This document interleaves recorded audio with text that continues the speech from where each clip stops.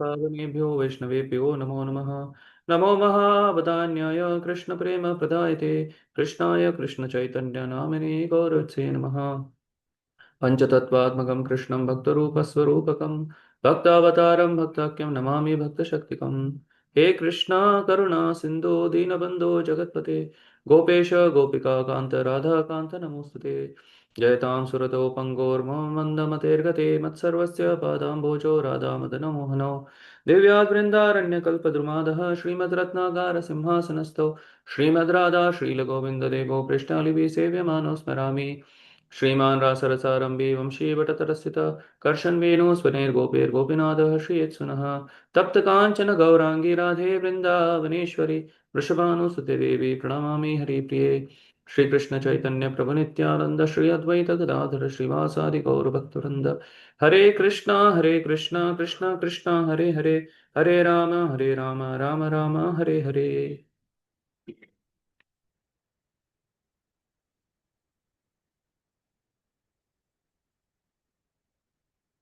Yes. Can somebody share some points from yesterday's class? If you remember some points, you can share from yesterday's class.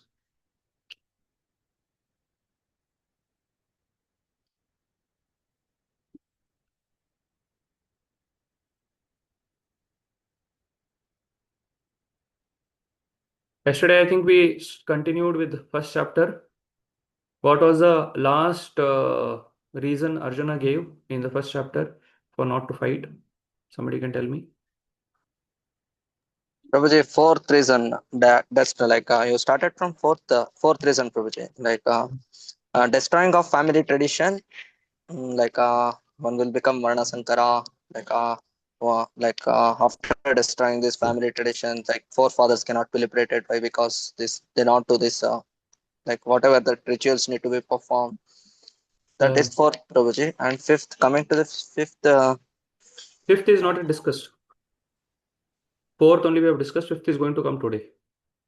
So yesterday we discussed, as Prabhuji was saying, Kulakshaya pranashanti kula dharma sanatana dharme nashte kulam krishna adharma abhivavati utha. If the elders of the family are destroyed, then what will happen is the kula dharma will be destroyed, because the family traditions will be destroyed, because there will be nobody to guide the younger ones. And because of that, what will happen is everyone will become involved in irreligion. And because of that, next what will happen if everyone becomes involved in irreligion? What is the next thing? What is the next sequence? Varna Sankara. Varna Sankara. No, before Varna Sankara, before unwanted population, what happens? Like women. Yeah, like Kulastriya Pradushanti, correct. Kulastriya Pradushanti. If everyone becomes involved in your religion, then the women of the Kula, women of the family become polluted. And if the women become polluted, then that leads to Varna Sankara. After Varna Sankara comes what? Hellish life, Prabhuji. Yeah, hellish life for those who have created Varna Sankara, and hellish life for the family itself. Right? And why hellish life? Why hellish life? Because they will not get knowledge which is required for a self-realization. Yeah, no. Why hellish life for the elders? Is it the Pinda won't be performed? Yeah, Pindadan. Because the Varna Sankara means they don't have knowledge, as Prabhuji was telling. So because Varna Sankara doesn't have knowledge, they will not perform the Pindadan. Because of that, that will lead to hellish life for the superiors, or the elders, and also those who are destroyed, Kulagna or Kulagnanam, one who has destroyed the family traditions, right? Then what happens after that? Last, I think in 1.42 or 4.3. Unwanted progeny, Prabhuji. That is Varna Sankara, no? That is done. Next. Culture is destroyed. Yeah, culture. The Prabhupada saying Kula Dharma and Jati Dharma is destroyed, and therefore that will be chaos in the society. So this was Arjuna's argument. So the fourth reason, which was covered in, I think, this thing. What is that? In 4-5 verses, we discussed this. And finally, Prabhupada tells that, Arjuna tells that because of these reasons, I don't want to fight. And Sanjay tells that Arjuna has kept aside his bow and now he has decided not to fight. So finally, Prabhupada tells that we discussed that because of these good qualities of Arjuna, now Arjuna is fit to gain knowledge from Krishna. Then we started with second chapter, wherein in the second chapter we discussed how Arjuna gives further arguments, right? Arjuna is full of tears, right? And Krishna starts chastising Arjuna that you are a Klaibya, that how have these impurities come upon you, right? You are Anarya. This will lead you to infamy, and this will lead you to Aswargyam. That is, this will not take you to Swarga, right? In the second verse. And in the third verse, we discussed that give up this degrading importance, right? This does not suit you. You already defeated Indra and Shiva, right? You have great lineage behind you. So therefore, give up this weakness and wake up and fight, right? So this is what we discussed, right? So why Arjuna is chastising Krishna is because Krishna wanted to remind Arjuna of his great heritage. He is addressing him as Partha, right? You are a son of Kunti. Krishna wanted to remind Arjuna that you have a great heritage. You are a son of Indra and you are a great warrior. You are a son of Indra, who is actually a great warrior and king of the heavenly planets. So Krishna wanted to know that you have such a high birth, you are such a great father, you have such a great mother. Then how you are a Kshatriya, then how you are speaking like these important words like an important person, right? So, and also Arjuna has defeated Lord Shiva and Lord Indra. Then Krishna wanted to know Arjuna that why are you speaking such words? And therefore Krishna is now telling that you rise, wake up and fight, right? So this is what we had discussed, 2.1, 2.2 and 2.3, right? So now today we will further continue with from verse number 2.4.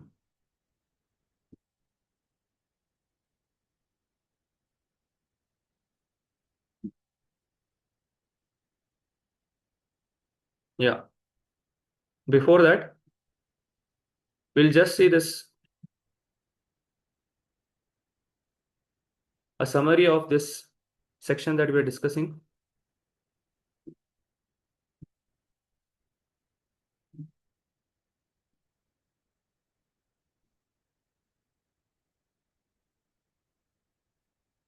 Is this visible?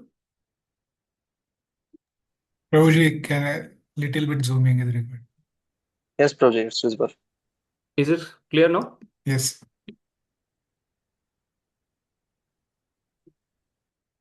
Yes. So now the correction between chapter 1 and chapter 2, Arjuna presents more doubts and reasons to avoid fighting. There is one last reason remaining: indecision, confusion. Why not to fight? So now finally we'll see today how Arjuna gets completely confused and he surrenders to Krishna, and there will be a discussion between a guru and a disciple, right? So from 2.1 to 2.10 there are further doubts and he surrenders to Krishna. 2.11 to 2.30, Krishna starts speaking jnana, why to fight. So there is no death for the soul, the body can never be saved. And then from this second section, third section is 2.31 to 38, where Krishna starts speaking about karma kanda. If you see everywhere, in second section 2, section 3, section 4, section 5, Krishna is urging Arjuna to fight, fight, fight, fight. First he gives jnana, then speaks karma kanda. So karma kanda consciousness, for performing prescribed duties, gain material enjoyment, material gains, heaven or kingdom, then from fighting, or material losses, infamy and sin from not fighting. So if you fight, you'll get material gain. If you do not fight, you'll get material losses, right? So this is karma kanda mentality as Krishna is speaking. And then section 4th, buddhi yoga, fight, but without any reaction, niskama karma yoga. Krishna starts speaking about nishkama karma yoga. So one works with knowledge, with jnana, thus detached from the fruit of his work. Because there is jnana, therefore Krishna is telling in these sections that please become detached from the fruit of your work, right? And finally in section 5, Krishna starts speaking about sthita prajna, samadhi, fight. So become fixed in Krishna consciousness by working in buddhi yoga. One attains mental detachment, and the equipoised platform of liberation is called samadhi. So this is a brief summary of this particular chapter. So yesterday I could not discuss this, so I just thought it would be better to just give a brief summary of this chapter. So we will continue from verse number 2.4. Yes. So basically Arjuna gave further arguments that how can I fight and all these things. So Krishna is not accepting such arguments, Arjuna's numerous arguments, right? And therefore he's telling Shudram that you are low class. These arguments are actually low class and petty. Krishna directs this insult at Arjuna to challenge him because Arjuna is a Kshatriya. Krishna is challenging that Kshatriya spirit or Kshatriya blood of Arjuna. So therefore now because Krishna has challenged Arjuna, Arjuna responds in the next verse and tries to disprove Krishna's analysis, right? So text 4. So Arjuna wants to prove to Krishna that my arguments are not pity, my arguments are not Shudram, but my arguments are worthy, right? So why my arguments are worthy? So Arjuna is speaking the following from 4th verse to 8th verse, Arjuna gives his further arguments, right? So Arjuna uvacha katam bhishmam aham sanke dronam cha madhusudana ishubi paryutsami pujarau varisudana. So what Arjuna is telling that my guru, my grandfathers, right? They are all worshipable. So how I can fight against them? And you, Krishna, you are Arisudana, you are Madhusudana. You are never, what is that? Ugrasena Sudana, or you are never your Guru Sudana. You never killed your Guru, you never killed your father, grandfather, right? So why you are telling me to kill my grandfather and teacher? So there is a very nice dialogue that is taking place between Arjuna and Krishna. Arjuna is in a challenging spirit telling that you have not killed your teacher, you are not killed Sandipani Muni, you already respected them. You have not killed your grandfather Ugrasena. You have neither killed your father, right? The teachers, your superiors. So how can I kill Bhishma and Drona who are worthy of my respect, who are worthy of my worship?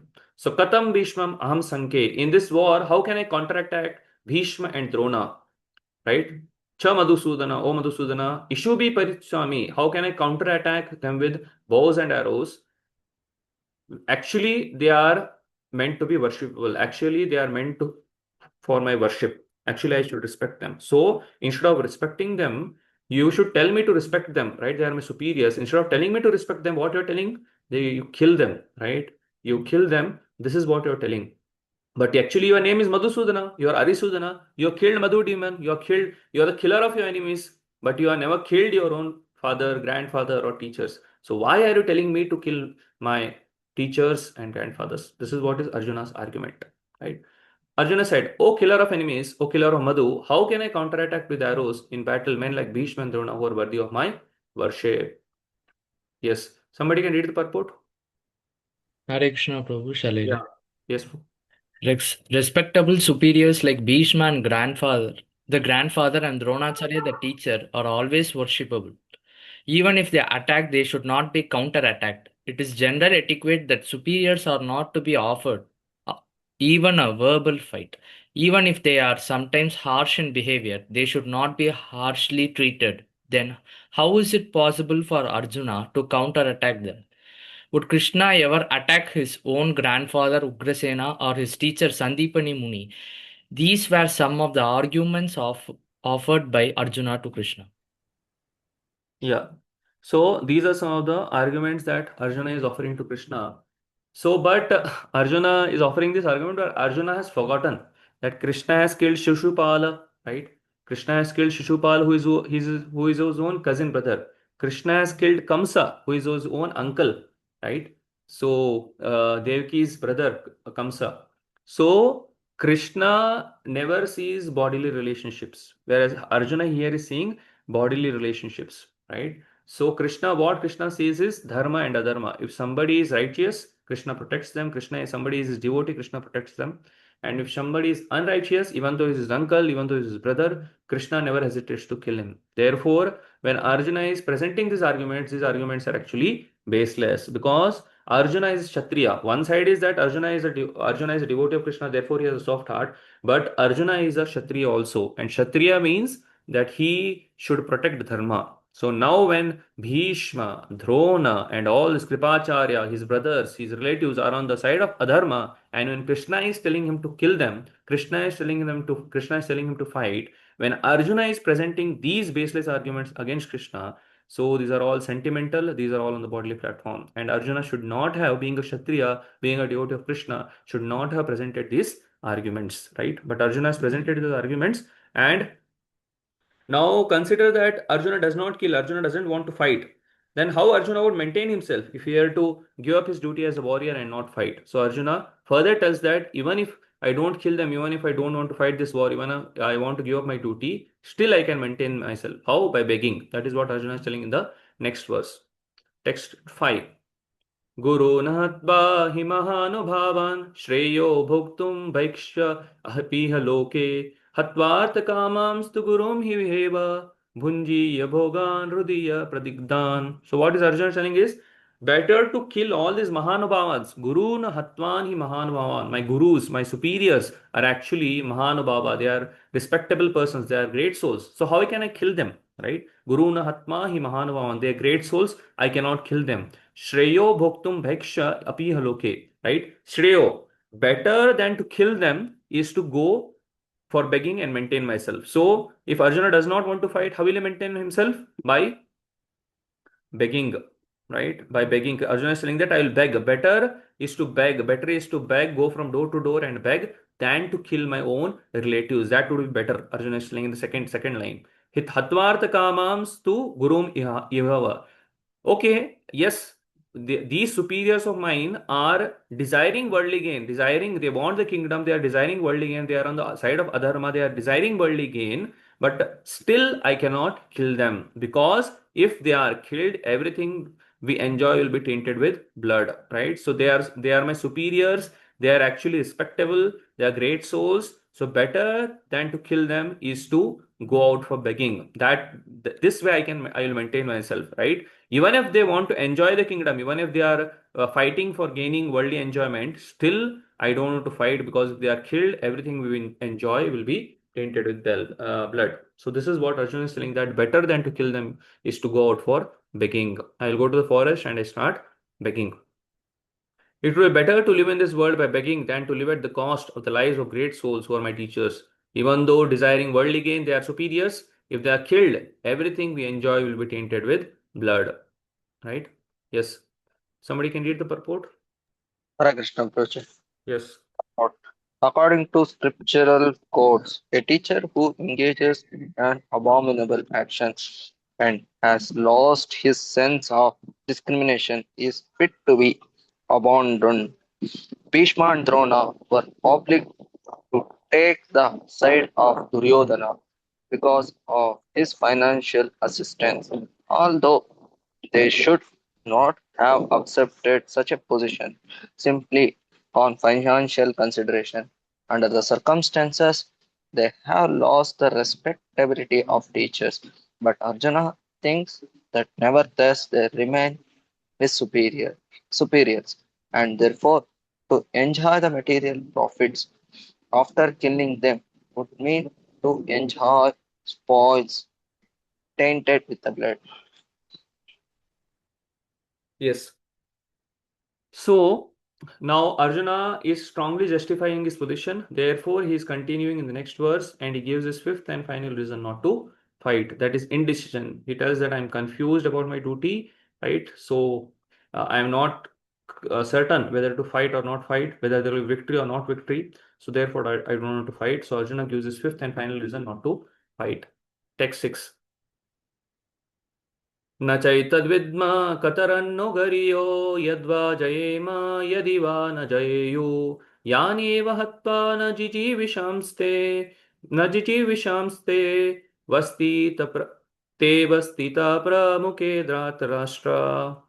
So what Arjuna is telling that even if I fight this war, even if I kill them, there is no certainty that I will win the war, right? Yadva jayema yadiva na jayeyo, right? So what Arjuna is telling, nor do we know which is better, conquering them or being conquered by them. So I'm not sure whether I should conquer them or I should be conquered by them, right? If we kill the sons of Dhritarashtra, we should not care to live. Yet they are now standing before us on the battlefield. So now Arjuna is confused. What Arjuna is confused? Arjuna is confused about four things. What are the four things Arjuna is confused about?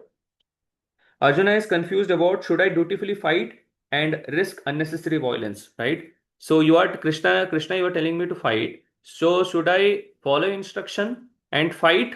But Arjuna is not convinced inside. So therefore he's thinking that this will be unnecessary violence, right? So should I dutifully fight and risk unnecessary violence? This is first thing Arjuna is confused about. Second thing Arjuna is confused at, should I refrain and live by begging? Okay, I don't want to fight. I will run away from this battlefield. I will not fight. But then I should accept a profession of begging, right? So that also is not good. So Arjuna is confused. Third thing is, victory is anyways not certain. Even if I fight the war, there is no guarantee that I will win the war. I may be defeated also. And fourth reason is, even if I win, right? Consider that I fight the war, I win the battle, I become victorious, right? How can I be happy after killing these relatives, right? So these were the four things that were confusing Arjuna whether to fight or not fight. So what are they? One is to follow, I will follow instruction, I will fight, but I'm not I'm not convinced. So there may be unnecessary violence, right? Second is, if I don't fight, then I have to live by begging, which is also not good. Third one, even if I fight, I may not be victorious. And last one is, even if I'm victorious, right? If I kill these relatives, then how can I be happy? How can we be happy? So these are the four things that were confusing Arjuna. Therefore, Arjuna is asking this. Arjuna is telling that I cannot decide whether to fight or not fight. So there are two things here. One thing is Arjuna is showing compassion, which is good. Arjuna is a devotee. Arjuna is soft-hearted person. Arjuna is showing forgiveness. Arjuna is showing two things. We'll see this in the purport. Prabhupada tells about detachment and Arjuna's compassion, right? So Arjuna, being a devotee, is detached, that even if he's a Kshatriya, even if he's telling that even if I don't fight the war, I'll go out of begging, I'll go to the forest. So Arjuna is telling is detached, and Arjuna is also kind-hearted. He's ready to forgive all the offenses that the sons of Dhritarashtra have committed against him, right? So this shows that Arjuna is a soft-hearted person, but at the same time, Arjuna is also Kshatriya. Arjuna is king, so he can forgive, but as a Kshatriya, as a king, he has a duty to chastise the miscreants also. So why is Arjuna taking only one side? Why is Arjuna showing only one side of as a devotee? Why is not Arjuna showing his another side as a Kshatriya or as a king? That here a king can never, even if a person is a miscreant, even if he is his own relative, the king cannot forgive him, and he is supposed to what is that? Give him proper punishment. That is the duty of a king. So Arjuna is not following that particular role of his as a Kshatriya or a king. So therefore, Krishna he will be chastising him in the further verses. Yes, purport. Hare Krishna Prabhu, may I? Yes, Roj. Arjun did not know whether he should fight and risk unnecessary violence, although fighting is the duty of the Kshatriya, or whether he should refrain and live by begging. If he did not conquer the enemy, begging would be his only means of subsistence. Nor was there certainty of victory, because either side might emerge victorious, even if victory awaited them and their cause was justified. Still, if the sons of Dhritarashtra died in battle, it would be very difficult to live in their absence. Under the circumstances, that would be another kind of defeat for them. All this consideration by Arjun definitely proved that not only was he a great devotee of the Lord, but he was also highly enlightened and had complete control over his mind and senses. His desire to live by begging, although he was born in a royal household, is another sign of detachment. He was truly virtuous, as these qualities combined with his faith in the words of instruction of Sri Krishna, his spiritual master, indicate. It is concluded that Arjun was quite fit for liberation. Unless the senses are controlled, there is no chance of elevation to the platform of knowledge. And without knowledge and devotion, there is no chance of liberation. Arjun was competent in all these attributes, over and above these enormous attributes in his material relationship. Yeah, correct. So Prabhupada is glorifying Arjuna's qualities as a devotee and his signs of detachment. And now Prabhupada is telling that unless the senses are controlled, unless we control our senses, there is no chance of elevation to the platform of jnana or knowledge. And without knowledge and devotion, there is no chance of liberation. Therefore, if you see, Prabhupada has given us this For controlling the senses, Prabhupada has given us 4 regulative principles: chanting of Hare Krishna Mahamantra, prasadam. So unless and until by following the 4 regulative principles and whatever rules and regulations we have been prescribed, if we don't do that, then there is no chance of knowledge, right? We cannot be elevated to the platform of knowledge. And without knowledge and devotion, there is no chance of liberation. Therefore, whatever rules and regulations are prescribed to us by Srila Prabhupada, if we follow that, then there will be knowledge. And based on the knowledge and devotion, then we can actually get liberated from the material entanglement. So now Arjuna is confused, right? Arjuna has given his last reason not to fight. So therefore he is confused, but yet Arjuna wants to get enlightened. Therefore Arjuna recites the following verse, right? Very important verse. कार्पण्यदोषोपहतस्वभाव पृच्छामि त्वं धर्मसम्मूढचेता यच्छ्रेयशानिश्चितं ब्रूहि तन्मे शिष्यस्तेऽहं साधिमां तां प्रपन्नम्. So in this verse, Arjuna is surrendering unto Krishna, right?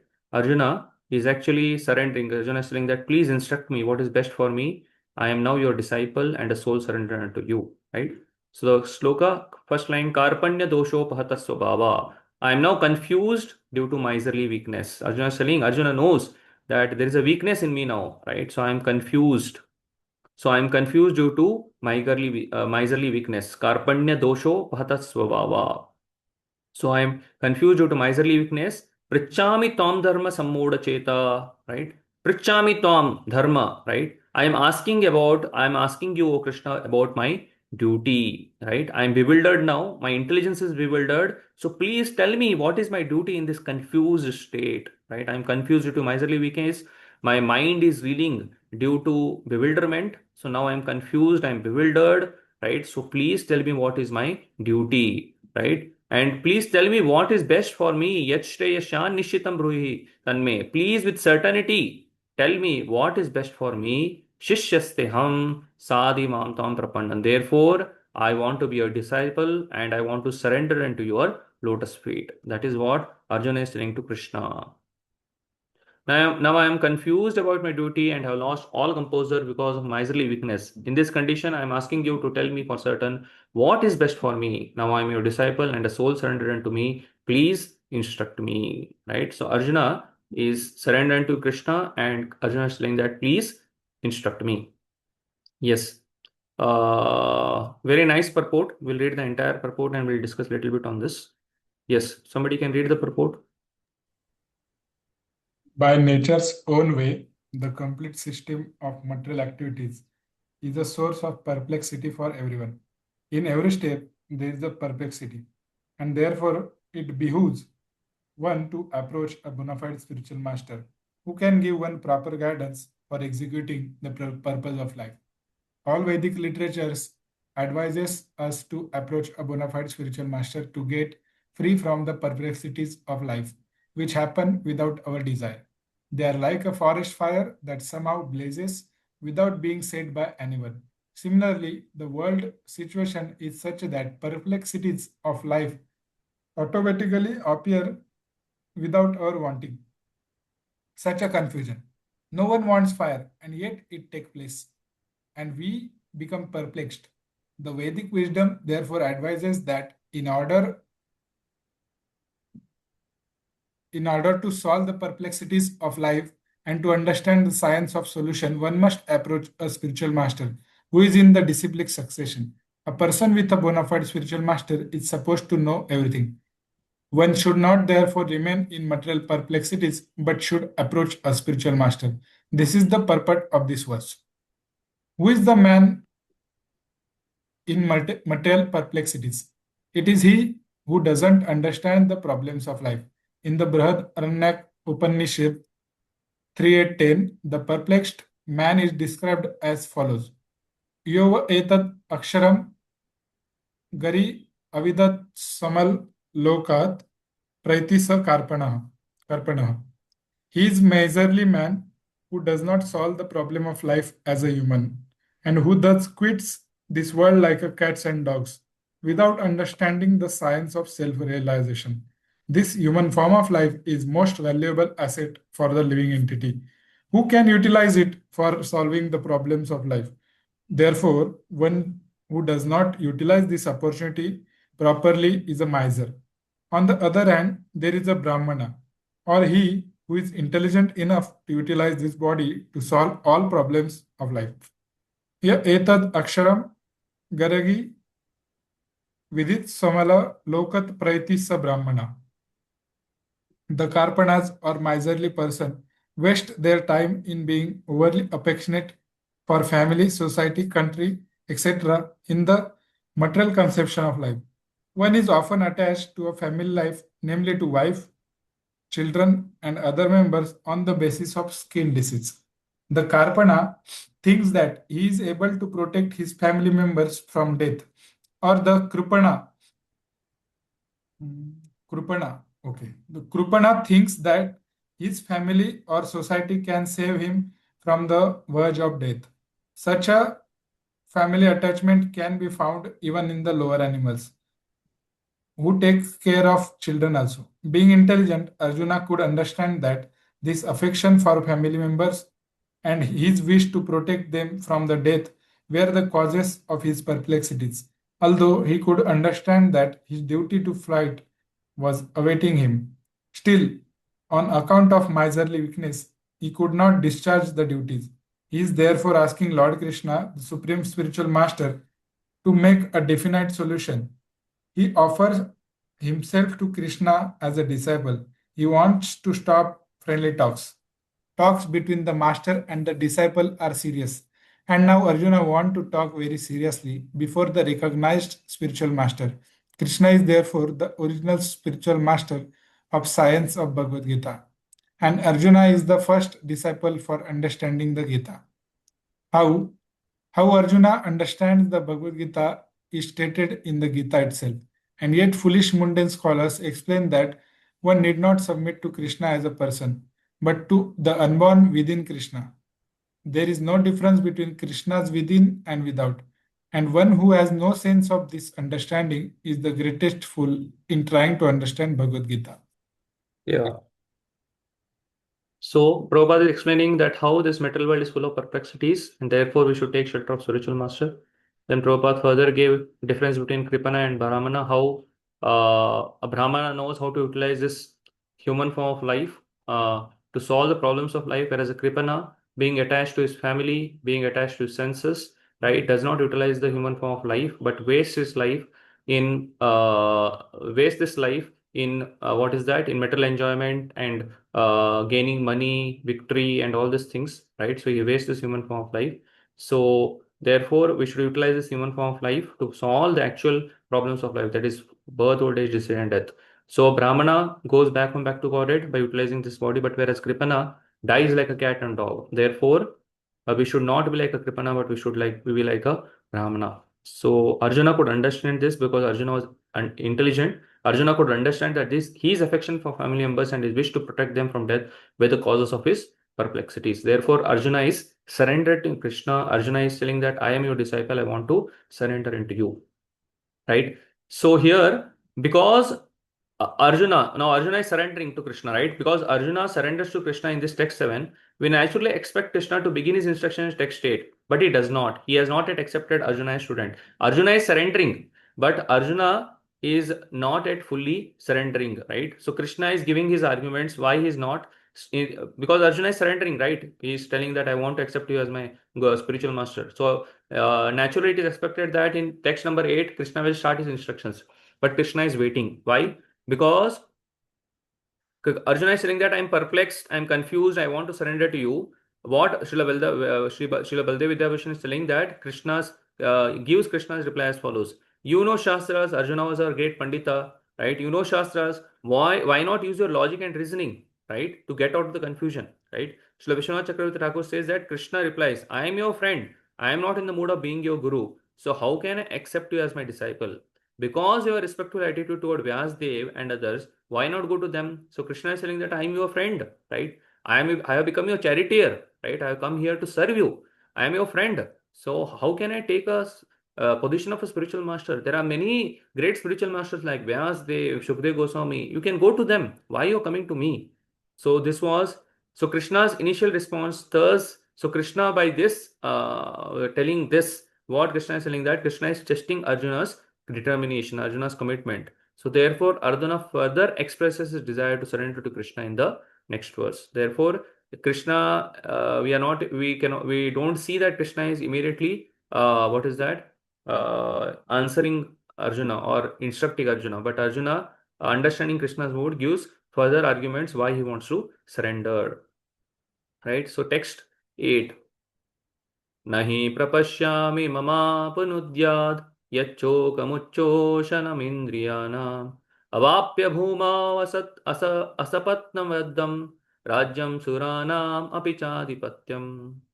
So what Arjuna is saying that I cannot see any means to drive away this grief. I am confused, I am full of sorrow, I am full of lamentation, but I cannot see any means, right? You are telling that I am very intelligent, I am a Pandita, right? But I cannot see any means to drive away this grief. Even whatever knowledge I have, I may be a great Kshatriya, but I don't have any knowledge, I don't have any strength to drive away this grief, right? Yachchokamuccoshanamindriyanam. This grief is drying my senses, O Krishna. Avapya bhuma asapatnaraddam. And this grief cannot be removed even if I win a prosperous, unrivaled kingdom on earth with sovereignty like demigods in heaven. Rajyam suranam apichadipatyam.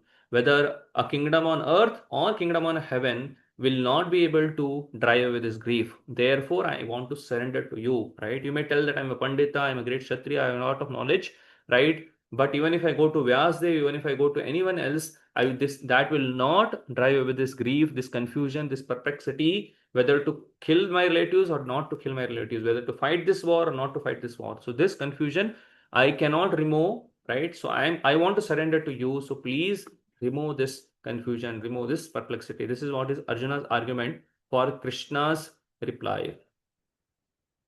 I can find no means to drive away this grief which is drying up my senses. I will not be able to dispel it even if I win a prosperous, unrivaled kingdom on earth with sovereignty like the demigods in heaven. Right? So this is translation. Purport? Hare Krishna Prabhuji, may I? Yes, Mataji. Although Krishna was putting forward so many arguments based on the knowledge of the principles of religion and moral codes, it appears that he was unable to solve his real problem without the help of spiritual master, Lord Sri Krishna. He could understand that his so-called knowledge was useless in driving away his problems, which were drying up his whole existence, and it was impossible for him to solve such perplexities without the help of spiritual master like Lord Krishna. Academic knowledge, scholarship, high position, etc. are all useless in solving the problems of life. Help can be given only by a spiritual master like Krishna. Therefore, the conclusion is that a spiritual master who is 100% Krishna conscious is a bona fide spiritual master, for he can solve the problems of life. Lord Chaitanya said that one who is a master in the science of Krishna consciousness, regardless of his social position, is the real spiritual master. Kiba vipra kiba nyasi shudra ke nenaya, yei Krishna tattva vekta sei guru haya. It does not matter whether the person is vipra, learned scholar in Vedic wisdom, or born in a lower family, or is in the renounced order of life. He is a master in the science of Krishna. He is the perfect and bona fide spiritual master. Chaitanya Charitamrita, Madhya Leela 8.128. So, without being a master in the science of Krishna consciousness, no one is bona fide spiritual master. It is also said in the Vedic literature, Satkarma nipuno vipro mantra tantra visharadaha avaishnavo gurur nasyad vaishnava sva pacho guruhu. A scholarly Brahmana, expert in all subjects of Vedic knowledge, is unfit to become a spiritual master without being a Vaishnava or expert in the science of Krishna consciousness. But a person born in the family of lower caste can become a spiritual master if he is a Vaishnava or Krishna consciousness. Padma Purana. The problems of material existence, birth, old age, disease, and death, cannot be counteracted by accumulation of wealth and economic development.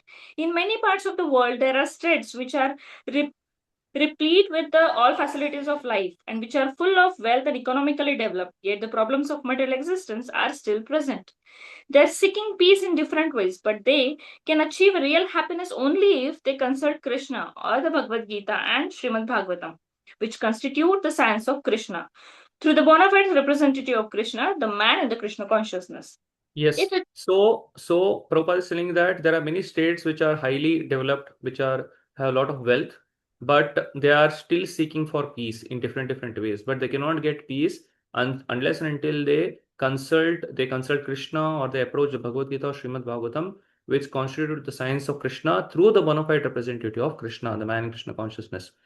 Therefore, we have to understand that we also cannot become happy with wealth, right? All the facilities for enjoyment and anything, unless and until we actually consult Krishna, consult Bhagavad Gita through the representative, bona fide representative of Krishna. And also we should understand that others also cannot become happy. Therefore, we should give this knowledge of Bhagavad Gita, Srimad Bhagavatam to everyone, right? We have got this knowledge now, right? So we are becoming happy. There may be problems, but still we know the real knowledge, right? So therefore we don't go into ignorance. So therefore now we have got this knowledge, therefore now it is our duty that we give this knowledge to others, right? And when we give this knowledge to others, right, we get blessed. Krishna is telling in the 18th chapter of Bhagavad Gita that there is no one dear to me, right? There is no one dear to me than one who gives this knowledge of Bhagavad Gita to others, right? So therefore, if you want to become dear to Krishna, right, so we have to give this knowledge of Bhagavad Gita, Srimad Bhagavatam, right, chanting of Hare Krishna Mahamanta Prasad as much as possible, right? We cannot be stingy, a miser, kripana. One form of kripana is that does not know the value of life, therefore he wastes his time in enjoyment. And another form of kripana is he has the knowledge, he has the gift, but he doesn't want to share this gift with others because of his miserliness. Why I should share? But anyway, if we share, what will happen is, like, generally people do not want to share their wealth, do not want to share whatever they have, valuable things they have, because they think that it'll get lost, it will get reduced. But when we share this knowledge with others, share this Krishna consciousness with others, our heart will be filled with more and more Krishna consciousness, where our heart will be filled with more and more bhakti, right? So therefore, we should not be kripana, we should become a brahmana, right? We should become a real devotee of Krishna by sharing this knowledge to others, right? If you don't share this knowledge with others, then eventually what will happen is our bhakti will get dried up, right?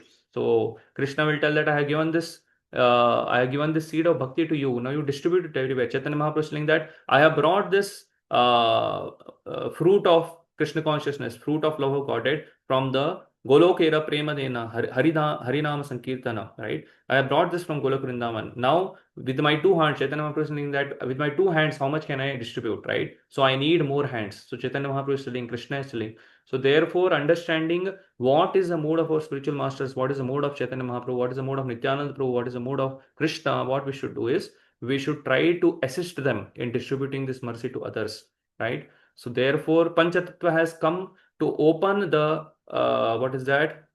open the tijori, right? Open the tijori which was actually locked for so many years. They have opened it, and opened the tijori of love of Godhead. They have opened it. Now they are distributing. So we should take that and distribute it to others. By that, what will happen is we will become happy, and the entire world will become happy. So therefore, we should not remain kripana. We should become a brahmana. We should become a real devotee of Krishna. Therefore, we should distribute this knowledge. Yes, Mataji, continue. Yes. If economic development and the material comforts could drive away one's lamentations for family, social, national, and international inevitabilities, then Arjuna would not have said that even an unraveled kingdom on earth or supremacy like that of the demigods in the heavenly planets would be unable to drive away his lamentations. He sought, therefore, the refuge in Krishna consciousness, and that is the right path of the peace and harmony. Economic development or supremacy over the world can be finished at any moment by the cataclysm of material nature. Even elevations into the higher planetary situations, as the main are now seeking on the moon planet, can also be finished at one stroke. The Bhagavad Gita confirms this. Kshine punne martilokam vishanti. When the results of past activities are finished, one falls down again from the peak of happiness to the lowest status of life. Many politicians of the world have fallen down in that way. Such downfalls only constitute more cause for lamentations. Therefore, if we want to curb lamentations for good, then we have to take shelter of Krishna, as Arjuna is seeking to do. So Arjuna asked Krishna to solve his problem definitely, and that is the way of Krishna consciousness. Yes. So Prabhupada is further telling that even if somebody is very highly developed, economic development is there is a supremacy, but we can see that the Greek civilization has fallen down. At one point of time, the Greeks where it was seen that the Greeks will conquer the entire world, right? Alexander the Great came to India also to conquer, but he left back to Greek, and he had to miserably die on the way only, right? So all these things, we may think, our mind may tell, contaminated mind may tell that wealth, right, prosperity, all these things, facilities for enjoyment, actually this will remain for long, and I have to acquire this more and more, so that will make me comfortable, that will make me peaceful and happy. But actually, by one stroke of Maya Devi, by one stroke of material nature, what will happen is this entire thing will be destroyed, right? Just one bomb falls on India, whatever we have saved, whatever we have created, whatever we have, wealth, bungalows and everything will be bungalow, everything will be destroyed in one stroke, right? So therefore we should understand with the proper consciousness that this is not the goal of life. Goal of life is Krishna consciousness. Nate viduswartha gatim hi Vishnu durashraya ye bahirarthamanina. We should not become durashraya, we should not have durashraya, we should not be externally situated, we should not, our consciousness or vision should not be external, right? We should understand that one day or the other all this thing is going to be destroyed. Therefore I should not over accumulate it. Instead, whatever I have got, engage it in Krishna service. Whatever time I have got, I should not engage it in acquiring wealth, money, prosperity and all these things, because this is going to one or the other day going to become destroyed. Either material nature will take away or I will go away, death will take me away, right? I might have acquired all these things, right? Ultimately I'll give it to my children, right? So, and they may misutilize it. Therefore, instead of wasting time in acquiring unnecessary wealth, for unnecessary accumulation and all these things, better to spend time for Krishna consciousness, serving Krishna, serving devotees, whatever money or wealth you have got in serving Krishna and serving devotees. Because if you do that, what will happen is, then next life Krishna will tell that you have utilized your life, you have utilized your time, energy, wealth, and everything, whatever you have got in my service, so you can come back to me. But instead of that, we acquired, wasted our time in unnecessary accumulation of knowledge, wealth, and so many things. Then either I have to die, or through material nature's this thing, everything will be destroyed. So the time which Krishna had given me to become Krishna consciousness, I wasted it in so many unnecessary things. So that is also gone, and I could not utilize my time for Krishna consciousness also. Therefore, it is better to be happy in minimal things, better to be happy to lead a simple life and spend time for Krishna consciousness, reading, hearing, right, coming to temple, than to unnecessary accumulating more and more, because one or the other day we are going to lose it, right? One or the other day we are going to lose it. Either material nature will take it away through wars, pestilence, inflammation, right? Inflation, right? So it will be taken away, or I don't know when I'm going to die. Either whether next moment I'm giving class, next moment is not guaranteed whether I will survive, right? So therefore, understanding these things, whatever bare necessity is required for our subsistence, we should gather it, right? And rest we should utilize in Krishna consciousness, right? So this is what Prabhupada also wants to tell in this purport. Yes. Text number 2.9. So now Dhritarashtra must have become glad when Arjuna is telling that I am confused, I don't want to fight, right? So Dhritarashtra must have been very much happy that Arjuna is now, finally Arjuna is telling that I don't want to fight, I am confused, right? So therefore Sanjaya, to discourage Dhritarashtra, to tell Dhritarashtra that Arjuna is Parantapa, Arjuna is the conqueror of his enemies, and there is Rishikesha, and there is Rishikesha, and there is Govinda. So he using these words, Sanjaya states this verse, and Sanjaya tells this verse to Dhritarashtra. Sanjaya uvacha evam uktva Rishikesham gudakesha parantapah nayotsa iti govindam uktva tushnim babuhaha. So what is Sanjaya telling? Sanjaya said, having spoken thus, Arjuna, the chastiser of enemies, Parantapa, told Krishna, right, Govinda, I shall not fight, and fell silent. So Sanjaya is using these three words here, Parantapa, Rishikesham, and Govinda. So these three words are very significant. We'll discuss that. So by telling these words, by speaking these words, Sanjaya is saying that wait, Dhritarashtra, don't become too happy here, right? So Krishna, Rishikesha, he's using the word Rishikesha, telling that Krishna will guide Arjuna, will give knowledge to Arjuna, telling him that he has to fight, and Arjuna will fight, and he will become the conqueror of his enemies. Parantapa, right? Yes. Purport?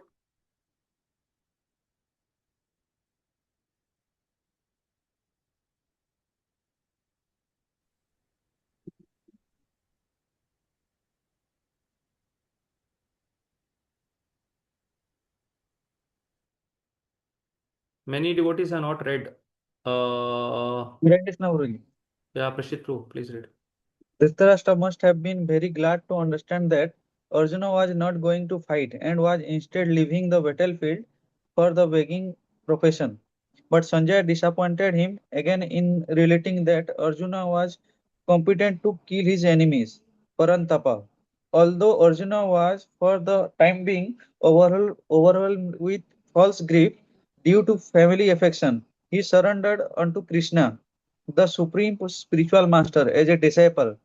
This indicated that he would soon be free from the false lamentation resulting from family affection and would be enlightened with perfect knowledge of self-realization or Krishna consciousness, and would then surely fight.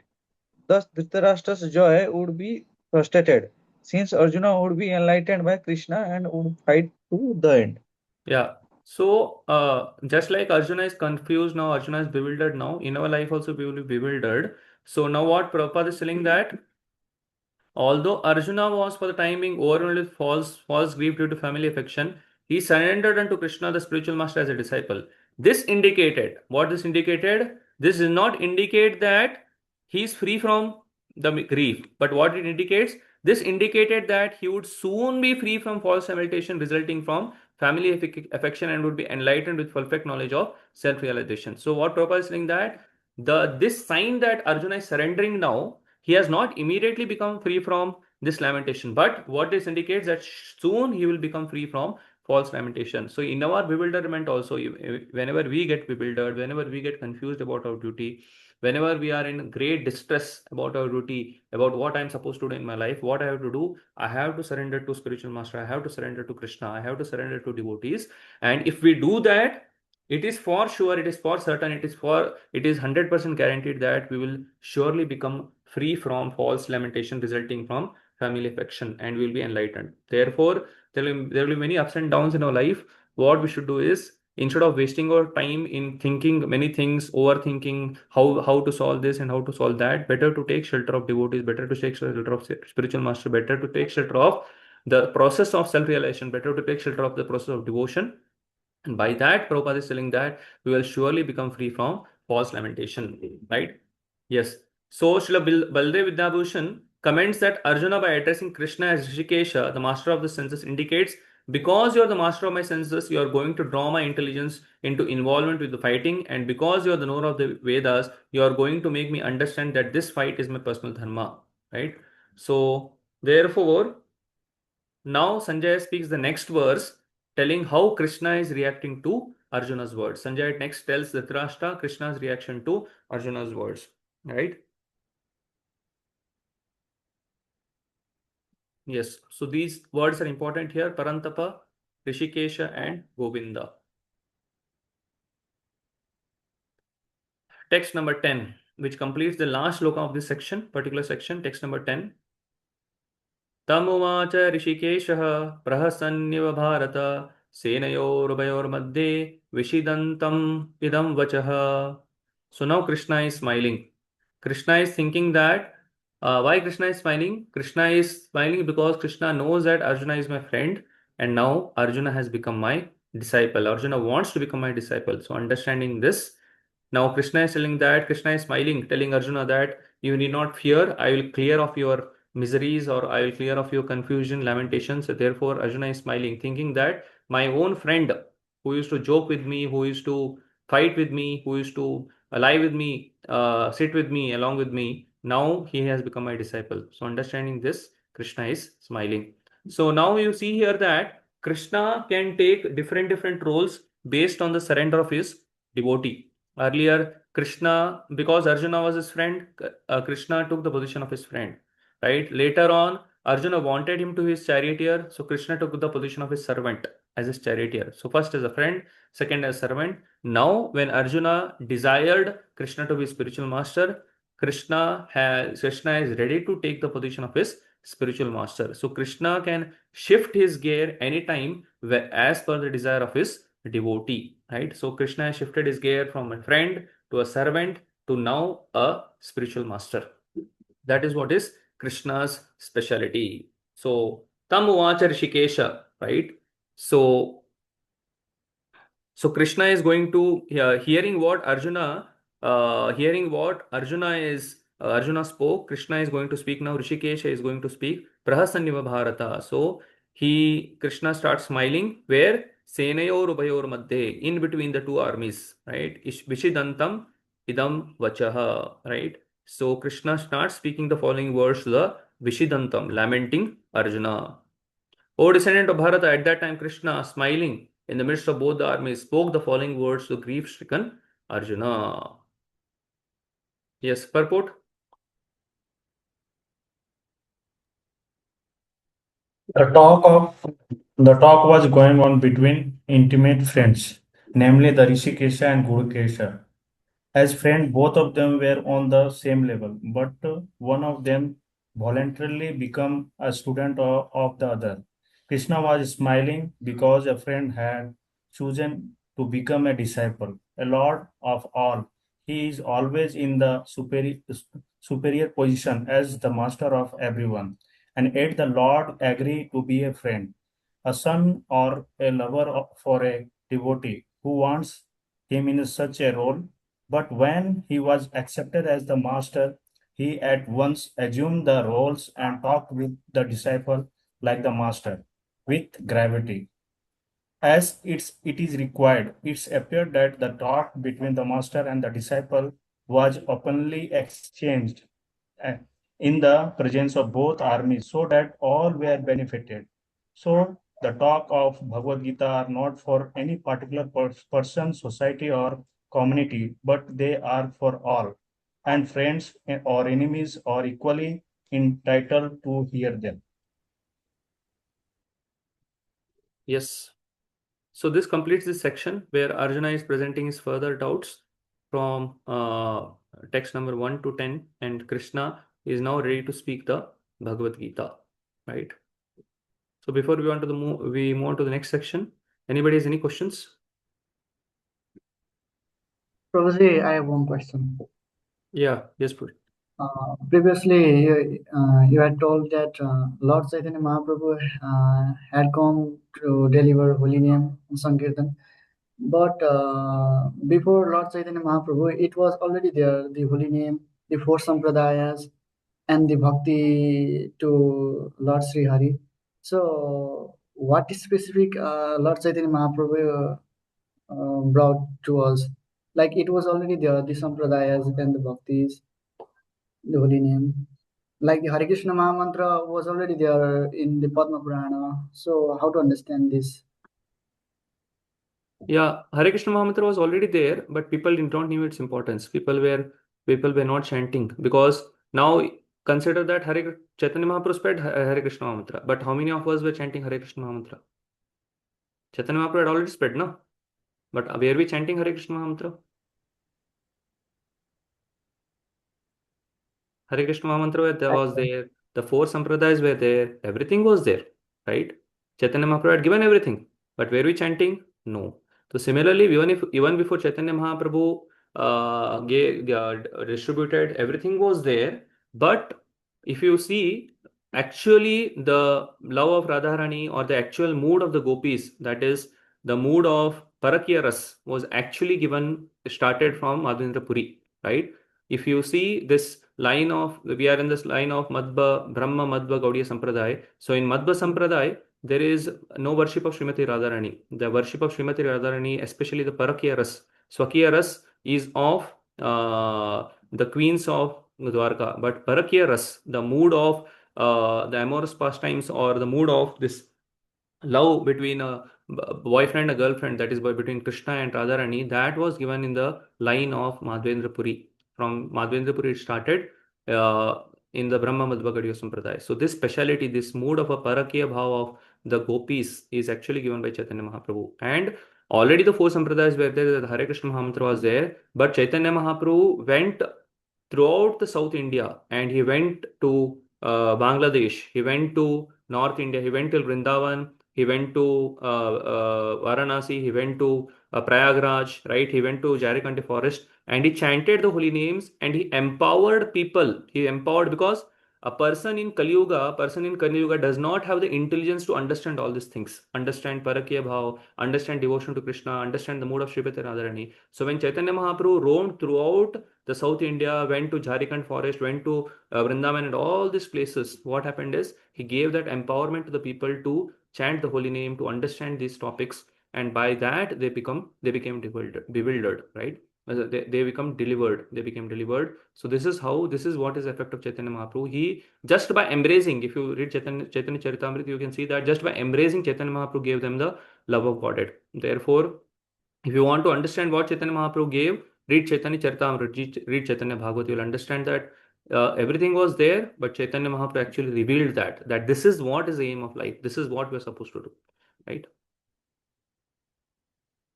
Okay, any other questions? Hare Krishna, Prabhu. Yes.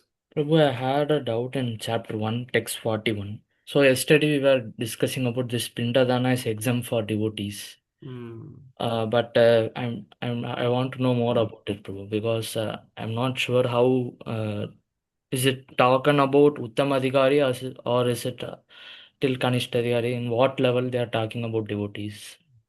How to No, actually, whatever duties are there, yes, Prabhupada is telling that we, as a devotee, we are, it is exempt for a devotee, but still, whatever because in Varnashrama, as a, maybe for a, what is that? For a brahmachari and sannyasi need not do it, right? But as a grahastha, being part of Varnashrama dharma, and it doesn't take much time. Whatever is favorable for Krishna consciousness, we accept. What is not favorable for Krishna consciousness, we do not accept. Just like even respecting demigods, like gopis of Vrindavan, right? They respected the demigods. So whatever is favorable to Krishna consciousness, we accept, and whatever is unfavorable, we do not accept, right? So we accept it in the right mood, right? And once in 15 days, or once in the Pitr Paksha comes, right? So we can do that. There is no, what we have to do. Basically, we have to, whatever the rituals are there, we do it. Go to Gaya. If there are some of our fathers, grandfathers, if their Pindadana is not done, it is our responsibility that we do it. We do it and we forget it, right? So that is favorable for Krishna consciousness, because unless and until we get the blessings of our grandfathers, fathers, if our grandfathers and fathers are suffering in the hellish planets, so how can we progress in Krishna consciousness, right? So therefore, now we have become devotees. It is our responsibility that we deliver them. So whatever is required to deliver them, we are supposed to do it.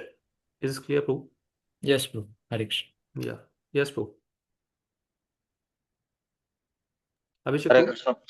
Hare Krishna, Prabhuji. Prabhuji, like being a devotee, Prabhu, instead of going Gaya, instead of performing all those karma, I think that should consider like going Gaya and whatever rituals we perform now, that's all karma kanda na, Prabhuji. Like Who is whatever, there? Who is there? Who is there in Gaya? like Lord Vishnu, lotus feet is there, Prabhuji. So what is the problem?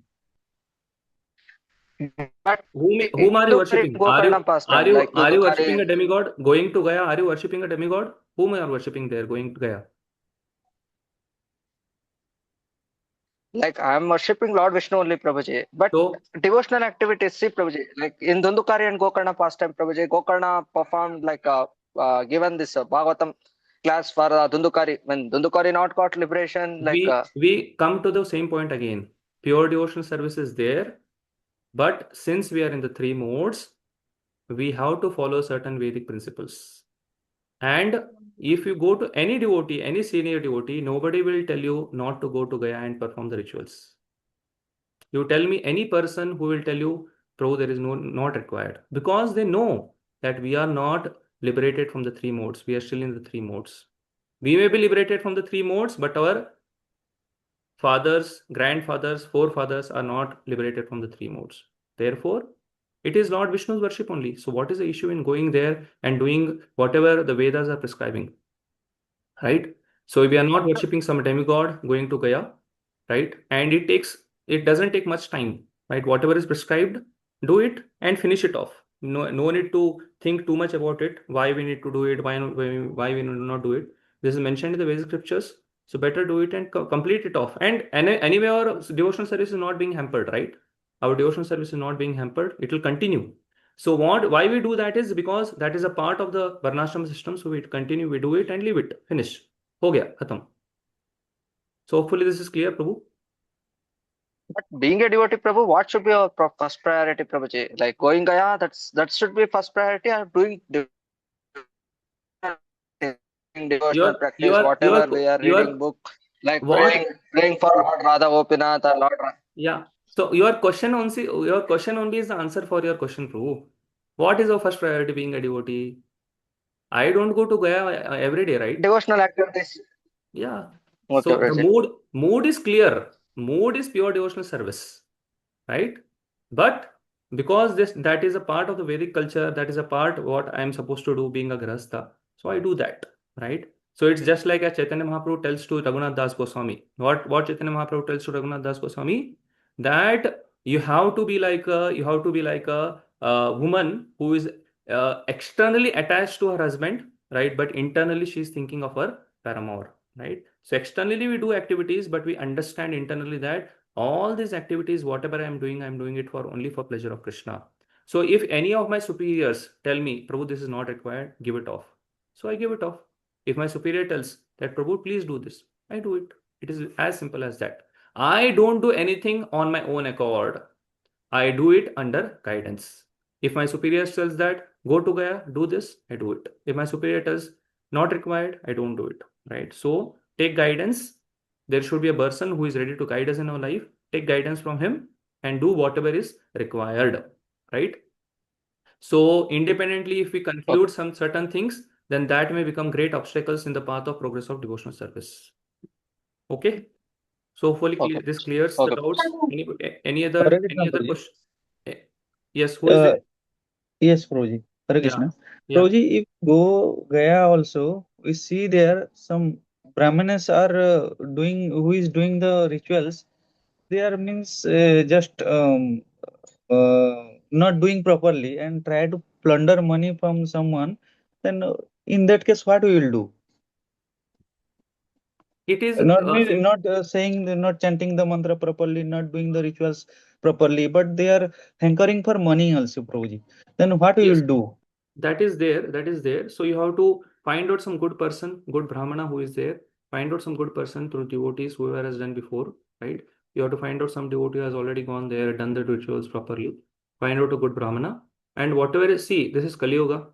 So there will always be this thing. What is there? Irregularities in the duties of a Brahmana, right? But whatever is required, it is mentioned in the scriptures that is favorable if we go there and do it, because Lord Vishnu's lotus feet are there, right? So therefore, if we do it, it is always beneficial.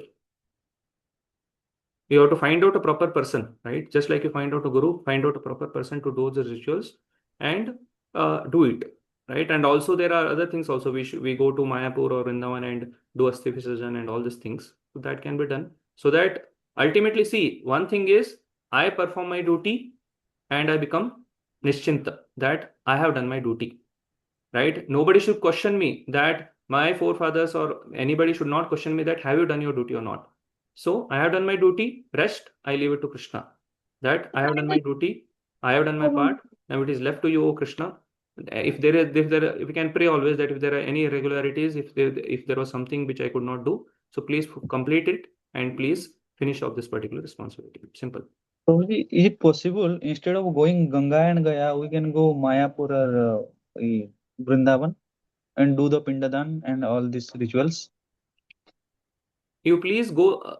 Yes, you can do that also, but especially every place has a particular what is that, energy, right? That place is meant for that, right? You can do it in Vrindavan, do it in Mayapur, do it everywhere, but every place has a particular responsibility, every place has a particular energy which it has been designed for, right? So that is what I'm telling. Vedas, the scriptures are coming from Krishna itself. So they have every place has a particular energy, every place has a particular responsibility given. So accordingly, we accept it, and if we do it, then we will be benefited. Is this clear, Prabhu? Yes, Hare Krishna. Yes. So we move ahead. And Prabhuji, coming to the Madhva Sampradaya, the final worship is Krishna and Rukmini now, Prabhuji. Like worship till Rukmini, but they're not. Prabhu, your voice is not clear, Prabhu. You have to put it in chat. Yesterday also the questions were not clear. You put it in chat. Okay, Prabhuji. And like coming to Madhva Sampradaya. Still your bandwidth is low. You put the question in the chat, Prabhu. So once I see the question, you put the question in chat. Once I see the question, then I will discuss it. We will move ahead because this will take time. So put the question in the chat. Not Okay. That is not an issue. We will discuss that. Huh? Okay, na? Okay, Prabhuji. Thank you, Prabhuji. Yeah. Please put the question in chat. That is not an issue. We can discuss. Text 11. We'll move ahead if there are no other further questions. So now Krishna starts speaking, right? Arjuna seeing Arjuna's confusions, Krishna starts speaking. So Sri Bhagavan Uvacha Asochanan Vasochastvam Prajnavadamscha Bhasase Gatasu na Gatasumscha Nanu Sochanti Pandita. So now Krishna is telling to Arjuna that Nanu Sochanti Pandita. You are thinking that you are a great Pandita, right? But you are lamenting Anvasochastvam, Asochan, right? You are lamenting on something which is not worthy of lamentation. Asochan means not worthy of lamentation, and you are lamenting on that. So you are posing yourself as a great Pandita. You are speaking big words. Prajnavadamscha bhasase, right? So you are speaking like a learned man, right? But actually you do not know what things are. Gatasuna katamstuncha nanu sochanti pandita. So Krishna is telling to Arjuna that stop posing as a great learned man. So you see now Krishna is so patient, right? Consider that somebody comes to us and somebody starts speaking some nonsense. What we do? Immediately cut him, right?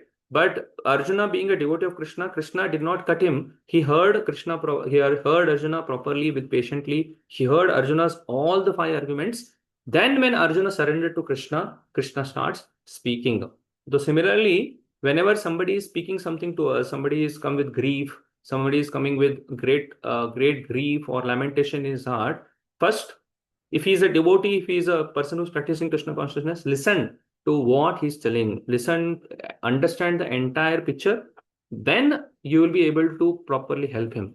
If you don't understand the entire picture and immediately cut him as soon as you hear the first word, then what will happen is you will not be able to properly help him. So even you can see Krishna has waited for almost like 56 verses, right? He has heard what Arjuna has told, all the nonsense that Arjuna is speaking. Krishna knows that he is speaking all lower dharmas, right? So now Krishna tells that you're all spoken like a great Pandita, you have given many arguments, you have given many things, you have spoken many things. Now give up this position and now listen to what I'm telling. The Supreme Personality of Godhead said, while speaking learned words, you are mourning for what is not worthy of grief. Those who are wise lament neither for the living nor for the dead.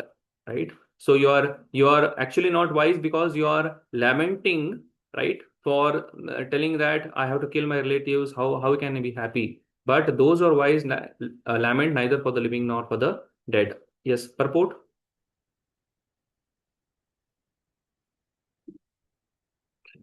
I have to share the screen.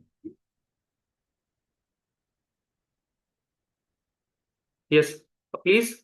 Who has raised the hand? Please read.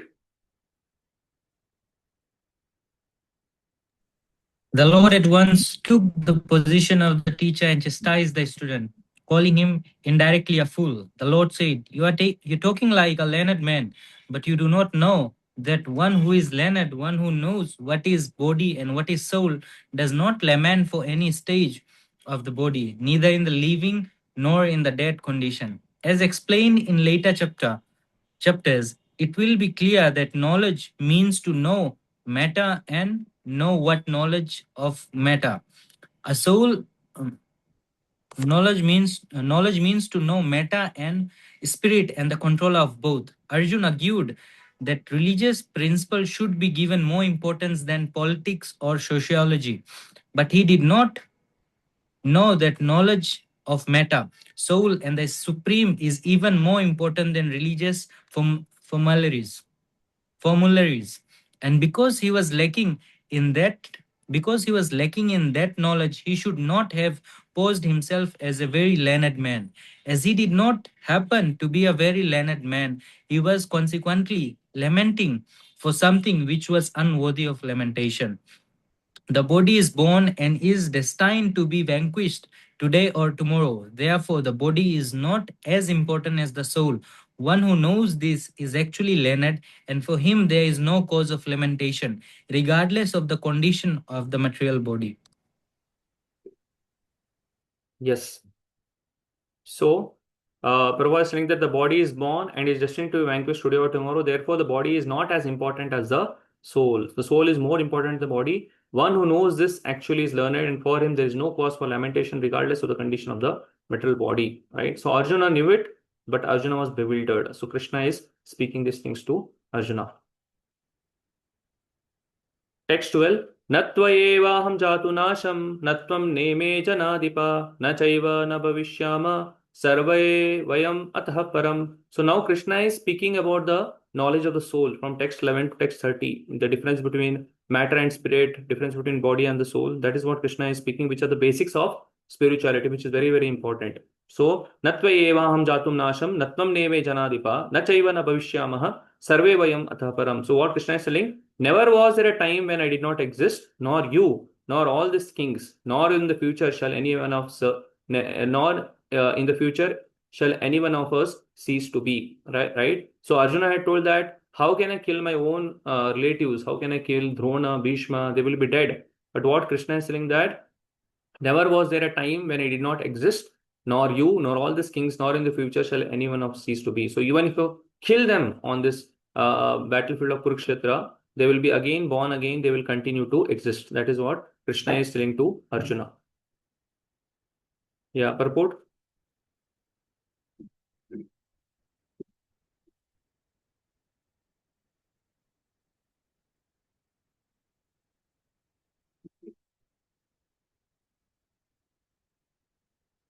Nikita Mataji, can you read?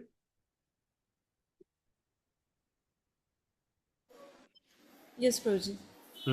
In the Vedas, in the Katha Upanishad, as well as in the Shvetasvarta Upanishad, it is said that Supreme Personality of Godhead is the maintainer of innumerable living entities in terms of their different situations, according to individual work and reaction of the work.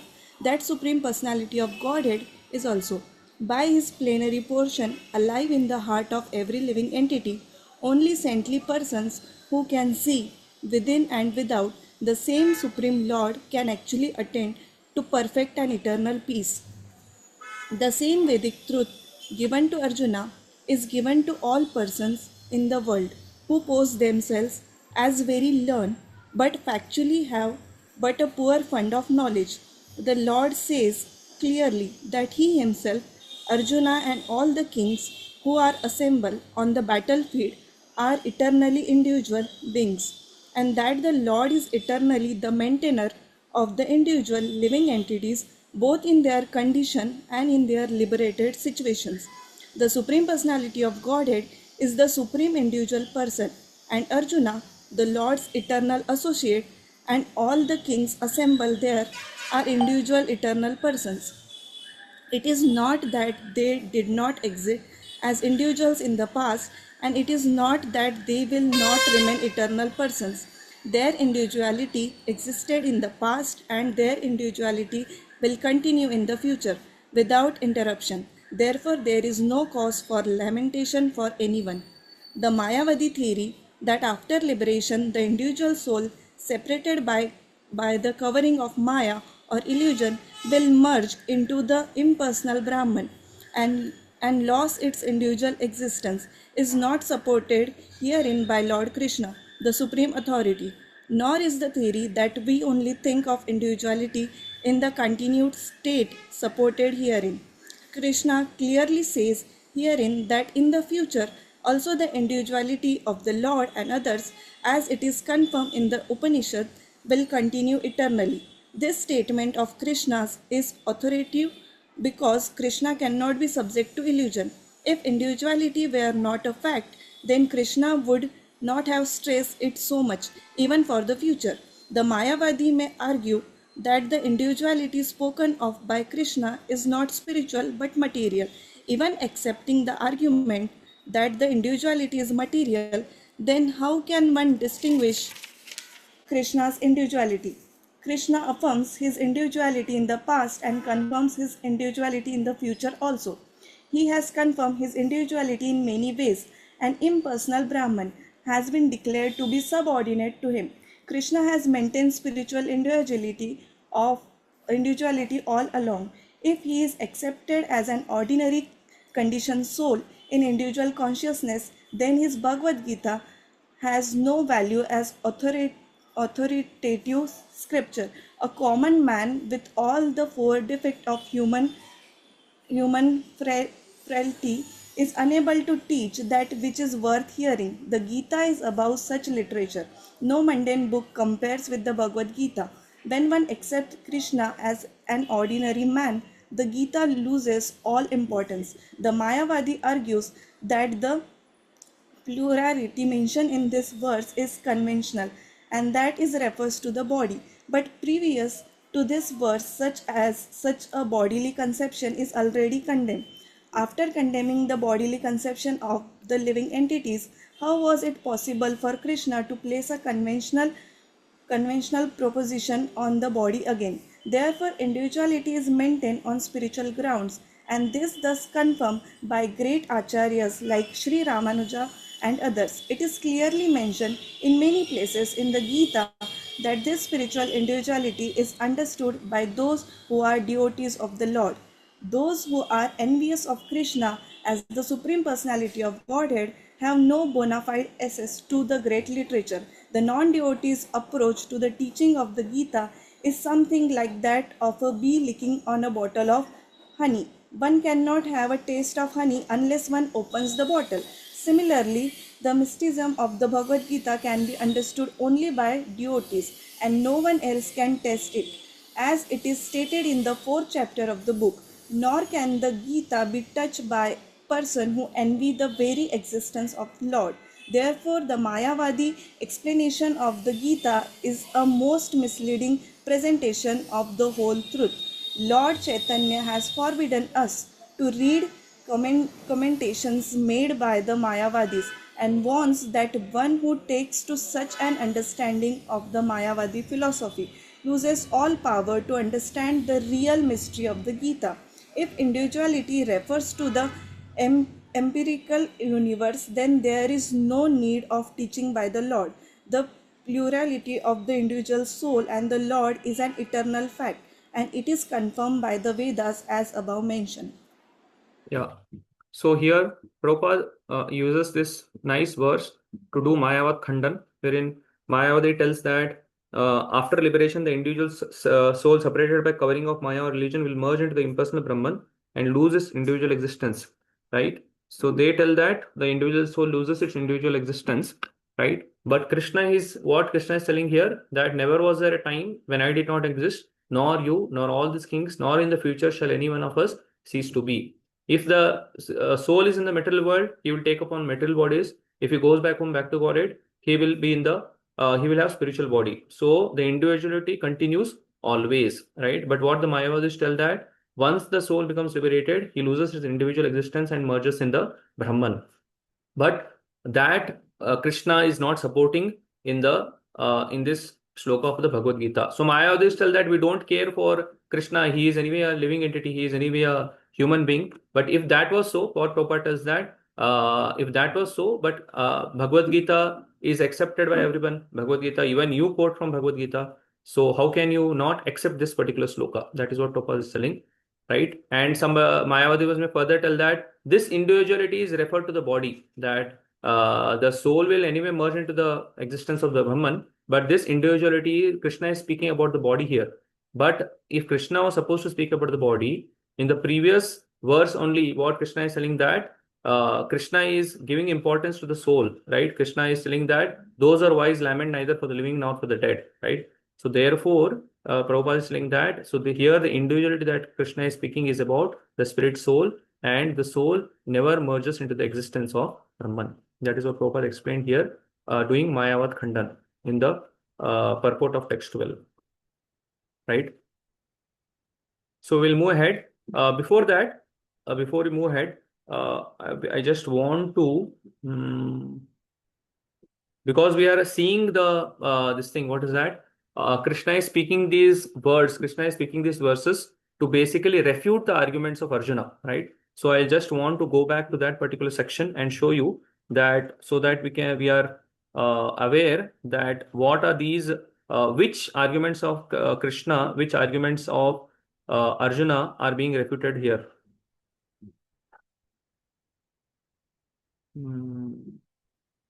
Yes. So if we can note down this, I'll just tell so that it will be easier for us to understand it better.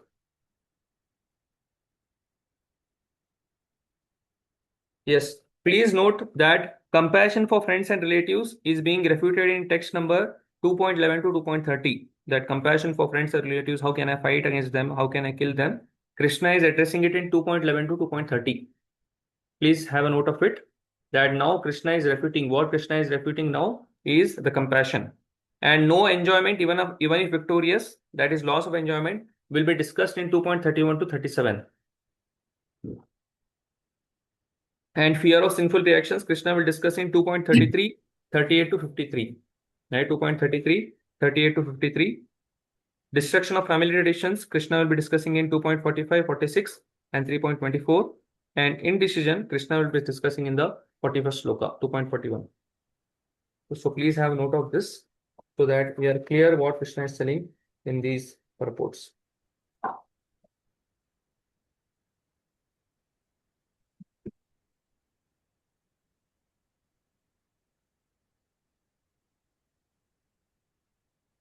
Yeah.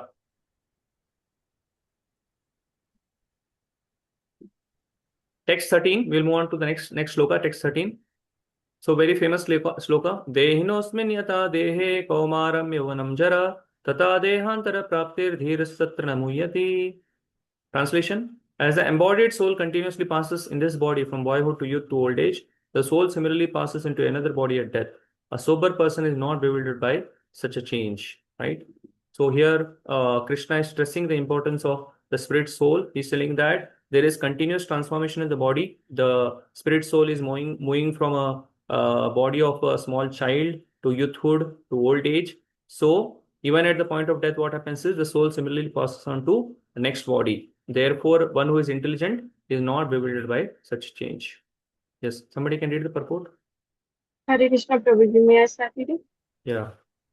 Yes, Mother. Since every living entity is an individual soul, each is changing his body every moment, manifesting sometimes as a child, sometimes as a youth, and sometimes as an old man. Yet the same spirit soul is there and does not undergo any change. This individual soul finally changes the body at death and transmigrates to another body. And since it is sure to have another body in the next birth, either material or spiritual, there was no cause for lamentation by Arjun on the account of the death, neither for Bhishma nor for Drona, for whom he was so much concerned. Rather, he should rejoice for their changing bodies from old to new ones, thereby rejuvenating their energy. Such changes of body account for, for varieties of enjoyment or sufferings according to one's work in life. So Bhishma and Drona, being noble souls, were surely going to have spiritual bodies in the next life, or at least life in heavenly bodies for superior enjoyment of material existence. So, in either case, there was no cause of lamentation. Any man who has perfect knowledge for the constitution of the individual soul, the super soul, and nature, both material and spiritual, called Dhira, or the most sober man. Such a man is never deluded by the changes of bodies. The Mayavadi theory of oneness of spirit soul cannot be entertained on the ground of the spirit soul, on the ground that the spirit soul cannot be cut into pieces as a fragmental portion. Such cutting into different individual souls would make the supreme cleavable or changeable against the principle of the supreme souls being unchangeable. As confirmed in the Gita, the fragmental portion of the supreme exists eternally, Sanatan, and are called Shara. That is, they have the tendency to fall into nature. These fragmental portions are eternally so, and even after liberation, the individual soul remains the same, fragmental. But once liberated, he lives an eternal life in bliss and knowledge with the personality of Godhead. The theory of reflection can be applied to the supersoul who is present in each and every individual body and is known as the Paramatma. He is different from the individual living entity. When the sky is reflected in water, the reflections represent both the sun and the moon and the stars also. The stars can be compared to the living entities and the sun or the moon to the Supreme Lord. The individual fragmental spirit soul is represented by Arjuna, and the Supreme Soul is the personality of the Godhead Sri Krishna. They are not on the same level, as it will be apparent in the beginning of the fourth chapter. If Arjuna is on the same level with Krishna and Krishna is not superior to Arjuna, then their relationship of instructor and instructed becomes meaningless. If both of them are deluded by the illusionary energy Maya, then there is no need of one being the instructor and the other being the instructed. Such instructions would be useless because the clutches of Maya, no one can be in the clutches of Maya, no one can be authoritative instructor. Under the under the circumstances, it is admitted that Lord Krishna is the Supreme Lord, superior in position to the living entity, Arjuna, who is a forgetful soul deluded by Maya. Yeah. So here what Prabhupada is saying that is again what is that? Doing Mayavadi Khandan. Mayavadi theory of oneness of the spirit soul cannot be entertained on the ground that the spirit soul cannot be cut into pieces as fragmental portion. If the Mayavadis are telling that the spirit soul will merge in Brahman, right? So what Prabhupada is saying that then when they fall down to this material world, it means that they are being cut from the spirit, supreme spirit or the supreme Lord. So such cutting into different individual souls would make the supreme cleavable or changeable against the principle of the supreme souls being unchangeable. So therefore, what Prabhupada is telling that we are always fragmental portions of the Lord. As confirmed in the Gita, the fragmental portions of the Supreme exist eternally. Our eternal position is that we are individual, right? The Supreme Lord is individual, we are individual, and we never merge into the existence of Brahman. The fragmental portions of the Supreme exist eternally and are called Shara, right? But what they have a tendency to fall down into material nature. These fragmental portions are eternally so, and even after liberation, the individual soul remains the same fragmental, right? But what happens after liberation? They live an eternal life of bliss and knowledge with the personality of Godhead, but they are always separate. That is, they are all fragments, right? They never merge into the existence of the Brahman. That is what Prabhupada is telling here, right? Yes. So we'll see what is Prabhuji's question. Okay. Yes. So when I was speaking about doing this Pindadan in Gaya, so basically these rituals have to be done somewhere, either at your home or at this thing. So please take guidance properly and do whatever is required so that we progress nicely in Krishna consciousness, right? You can do it wherever it is required to be done, and under guidance you can do it, right? Because you are part of Varnashrama Dharma, these things are supposed to be done. So wherever you are, wherever you're comfortable, under guidance, please do it because all these things are required, right? So anybody has any questions, we'll stop here, or if there are no questions, we'll stop. Hare Krishna, Prabhuji. Now I'm audible, Prabhuji. Now I'm clearly audible, Prabhu. Still voice is cutting. Now, Prabhuji. Now I'm clearly audible, Prabhu. Yeah. Prabhuji, coming to Madhva Sampradaya, Prabhuji. Madhva Sampradaya last highest worship is Krishna Rukmini. And Chaitanya Mahaprabhu like Radharani is called as Gaurangi. Chaitanya Mahaprabhu is called as Gauranga. Like one who have golden complexion is called as Gauranga. just to teach that how to love Krishna in the mood of Radharani. Just to teach this, Chaitanya Mahaprabhu came to this being a avatari, took this birth in appeared in Kali Yuga, Prabhuji. There are 4 internal reasons and 4 external reasons that is mentioned in Chaitanya Charitamrita why Chaitanya Mahaprabhu took birth or appeared in this Kali Yuga. If you want exactly the 4 internal and external reasons, I can find it out from Chaitanya Charitamrita and I can share you. But that is not the only reason. There are 4 internal and external reasons why Chaitanya Mahaprabhu appeared in this material world as in the mode of Srimati Radharani.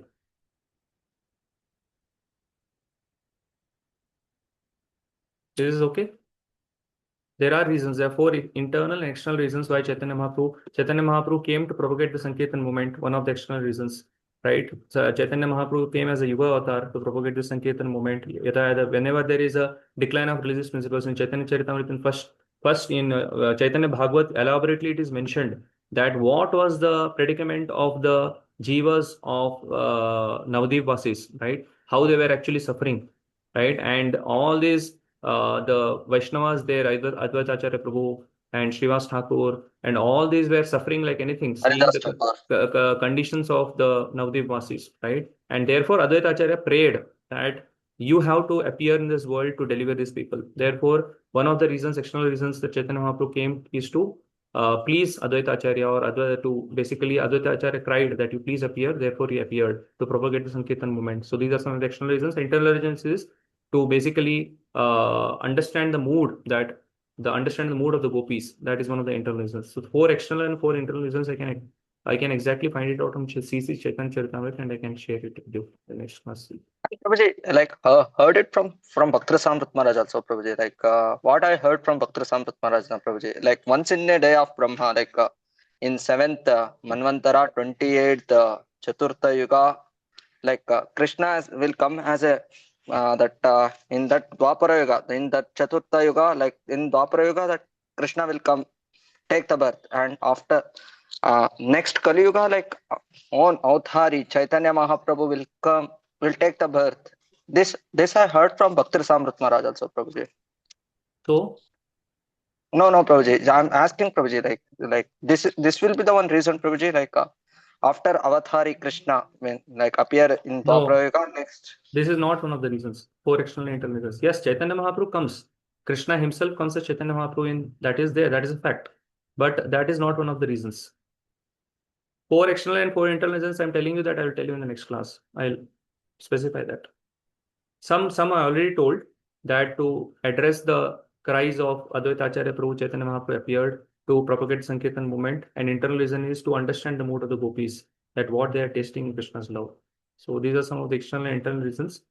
4 external and internal reasons I will specify, or I'll put it in the chat or this group. Okay? Okay, yes. Prabhuji. Satyavrat Prabhu. In 2.7, in the purport that one need not submit to Krishna as a person, but to the unborn within Krishna. Can you explain this? There it is. 2.7 last lines, 4-5 lines. Yeah. So what and yet foolish mundane scholars explain that one need not submit to Krishna as a person, but to the unborn within Krishna. So this is what foolish mundane scholars tell, like Radha Krishna, that is what Prabhupada condemns, that there are Mayavadi philosophers which basically explain that that Krishna has not spoken the Bhagavad Gita, but the Brahman, right, who is sitting inside Krishna has spoken this Bhagavad Gita. Therefore, we need not surrender to Krishna, we need not submit to Krishna, but we submit to the unborn within Krishna. So they basically make a difference between Krishna's within and Krishna's without, right? Just like we have material bodies and we have spirit soul inside us, we are sitting inside this body. So similarly, they think that Krishna is a mundane person, so he was also a material body, and there is the Supreme Spirit sitting inside him, and he is speaking the Gita. But Prabhupada condemns this, telling that there is no difference between Krishna's within and Krishna's without, right? So Krishna is a supreme person. Krishna is the same Supreme Spirit, right? So he doesn't have a material body, he has a spiritual body. So therefore, the Mayavad is not understanding this. They tell that there is no need to surrender to Krishna, but we can surrender to the unborn within Krishna, that is Brahman. So that is what they tell. And therefore, Prabhupada is condemning this. And yet, foolish mundane scholars explain that one need not submit to Krishna as a person, but to the unborn within Krishna, right? There is no difference between Krishna's within and without. And one who has such no sense of this understanding is the greatest fool in trying to understand the Bhagavad Gita. So this is what Prabhupada is clearly explaining here. Means like body is transcendental and like Krishna has a spiritual body, right? okay. So Krishna has a spiritual body. So there is no difference between Krishna. It's not that Krishna has a soul and Krishna has a material body. Krishna has a spiritual body. And when we go back to the spiritual world also, right, the spiritual body emanates from the Supreme Spirit, or the spiritual body emanates from the spirit soul. The spirit soul already has a spiritual body, right? We already have a spiritual body, but as soon as we come to this material world, what happens is that becomes Sankuchit, right? That becomes, what is that? It is not manifested fully. So Sankuchit Chetana. Yes, Sankuchit Chetna. So as soon as you go back to the spiritual world, what happens is it is fully manifested. As soon as we become transcended to these three modes, as soon as we become liberated from the three modes, right? Means they are thinking like ordinary person. Yeah, that is what I told. And, they think that Krishna is a metal person, so there must be a spirit soul and there must be a metal body, right? But that is condemned by Prabhupada. That understanding. Yes, bro. Understood. Yes, Swarabrampu. Hare Krishna Prabhuji. Voice is coming less, Roj. Now am I audible? Can you remove the headphone and speak? I think that will be better. Now am I audible, Prabhuji? Yeah. Prabhuji, till now we have seen in various verses there are various names given to Krishna like Rishikesha, Govinda, Mukunda, Madhusudana, and each and every name has a specific meaning. Even Bhagavan is also has a specific meaning, but at few places it is written as the Supreme Personality of Godhead. So I want to just understand the specific reason for this. Which verse you are speaking about? Supreme Personality of Godhead? In chapter 2.2, the translation itself says the Supreme Personality of Godhead said. Yeah, 2.2, Sri Bhagavan Vacha. We already discussed, no? The meaning of that. Yes. So Sri Bhagavan Vacha means that Bhagavan Vacha. Bhagavan means one who is possessor of 6 opulences, right? Wealth, fame, beauty, knowledge, renunciation, strength. So these are 6 opulences. And Krishna is possessing these 6 opulences. Therefore, is called as Bhagavan, right? And he possesses it in full, 100%. All these qualities in full, 100%. Therefore, is called as Bhagavan by Parashara Muni, right? This is so Sri Bhagavan Vacha means one who is the possessor of the 6 opulences. So what was the doubt in this? So the Supreme Personality of Godhead is just a translation to Bhagavan? Yes. Okay. Supreme Personality of Godhead said. That is what is Supreme Personality of Godhead means. There are many, even in the incarnations or even in the expansions of Krishna, there are many incarnations, right? Lord Rama and Lord Vara, Lord Narasimha. But the Supreme Personality of Godhead, even in them, there is a Supreme Person. That is Krishna. That is what Prabhupada is translating there. Okay, Prabhuji. Thank you. Yes. So if there are no further questions, we'll stop here and we'll continue in the next class. So please take a note of these. As I mentioned here, please keep a note whenever you're going through these verses, that where Krishna is giving what refutation for these arguments of Arjuna, and also keep your closed book questions side by you. Whenever we are discussing it in the purports, please mark them, and if there are any doubts, please ask the questions there itself. Because later on, when you it will take a lot of your time to solve those questions. Now, if you mark it, then it will be easier. And also, we'll also discuss the open book questions. I think the open book question will come here now in 2nd chapter itself. We'll discuss that also. So you can take a note of that also in the next class. Maybe I'll discuss that. Okay. Thank you. Hare Krishna.